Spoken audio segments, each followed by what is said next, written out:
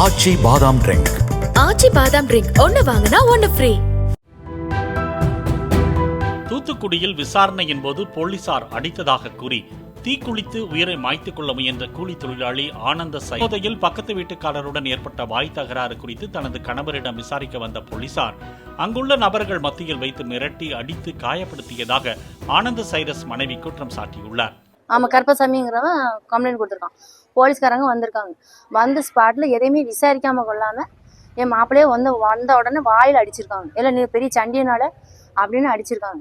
இவங்க குடிச்சிட்டு பேசுறாங்க, அவங்க குடிக்காம பேசுறாங்க. அதான் வித்தியாசம், வேற ஒன்றும் கிடையாது சார். நீங்க சத்தம்லாம் போட்டுக்க, நீங்க எதுக்கு அடிச்சிங்க வந்த ஸ்பாட்ல? களவா பண்ணா என் புருஷன் எதுக்கு என் புருஷன் அடிச்சிங்க அப்படின்னு சொல்லி கேட்டேன். நத்திக்க உள்ள வச்சிருவோமா உனிய அப்படின்னு சொல்லிட்டு போயிட்டாங்க. கடைசி என் மாப்பிள்ளை அதோட மனம் வெறுத்து போய் உள்ள போய் மணனை வச்சு தீய வச்சுட்டாங்க. இதனிடையே இது தொடர்பாக விளக்கம் அளித்துள்ள போலீசார் புகாரின் அடிப்படையில் விசாரணைக்கு சென்ற காவலர்கள் ஆனந்த சைரஸை மிரட்டவோ தாக்கவோ இல்லை என்று தெரிவித்துள்ளனர். ஆச்சி பாதாம் ட்ரிங்க். ஆச்சி பாதாம் ட்ரிங்க் ஒன்னு வாங்கினா ஒன்னு ஃப்ரீ.